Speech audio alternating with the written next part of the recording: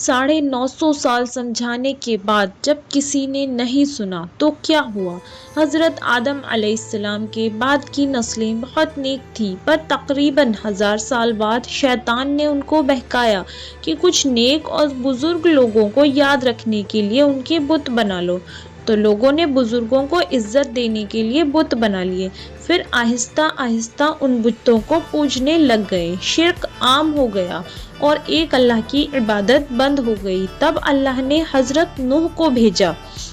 سورہ نوح میں اللہ فرماتا ہے، یقیناً ہم نے نوح کو ان کی قوم کی طرف بھیجا کہ اپنی قوم کو ڈراؤ اور خبردار کر دو، اس سے پہلے کہ ان کے پاس دردناک عذاب آئے۔ حضرت نوح نے لگ بھگ 950 سال تک اللہ کی طرف دعوت دی، مگر صرف چند لوگوں کے سوا کوئی ایمان نہ لایا۔ وہ ان کا مذاق بناتے اور کہتے کہ اگر تم سچے ہو تو جس عذاب کا تم وعدہ کرتے ہو اس کو لے آؤ۔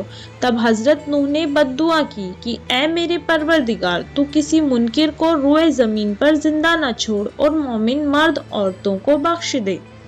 اللہ نے حضرت نوح کو کشتی بنانے کا حکم دیا اور ان کی مدد کے لیے حضرت جبرائیل علیہ السلام کو بھیجا۔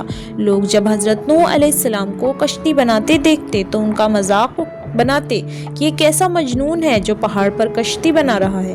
لگ بھگ 100 سالوں میں یہ کشتی بن کر تیار ہوئی۔ اللہ نے حضرت نوح علیہ السلام کو حکم دیا کہ مومنوں اور زمین پر بسنے والے تمام جانوروں کا جوڑا جوڑا اس کشتی میں سوار کر لو۔ پھر اللہ نے آسمان اور زمین میں سے پانی کھول دیا اور سیلاب آ گیا۔ اس سیلاب نے سب کو غرق کر دیا، صرف نوح علیہ السلام کی کشتی اور کشتی میں بیٹھے لوگ باقی رہے۔ حضرت نوح کا بیٹا بھی منکر تھا، وہ کشتی پر نہ آیا۔ حضرت نوح نے اس سے پکارا کہ اے میرے بیٹے، اس کشتی میں آ جا اور کافروں کا ساتھی نہ بن، مگر اس نے کہا کہ میں پہاڑ کی چوٹی پر چڑھ جاؤں گا۔ ابھی گفتگو جاری تھی کہ ایک طوفانی موج نے ان کے بیٹے کو غرق کر دیا۔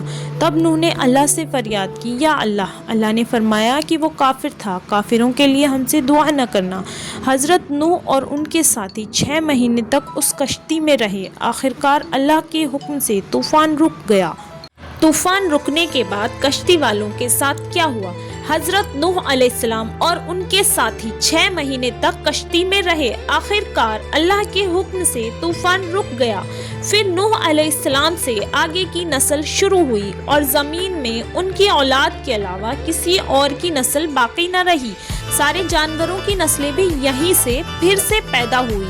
نوح علیہ السلام کے 3 بیٹے تھے، سام، حام اور یافز۔ سام کی اولاد گندمی رنگت کی تھی۔ عرب، سیریا، فلسطین، اسرائیل ممالک سام کی اولاد ہیں۔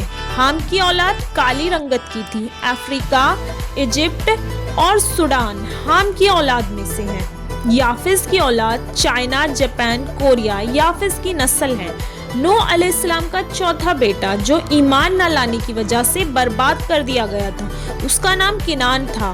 اس سے کوئی نسل آگے نہیں بڑھی۔ طوفان کے بعد حضرت نوح علیہ السلام 350 سال زندہ رہے۔ اس کے بعد ان کی موت ہو گئی۔ نوح علیہ السلام کی کشتی آج بھی موجود ہے۔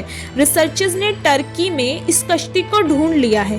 قرآن میں اللہ تعالیٰ فرماتا ہے، بے شک اس واقعہ کو ہم نے نشانی بنا کر باقی رکھا، بس ہے کوئی نصیحت حاصل کرنے والا؟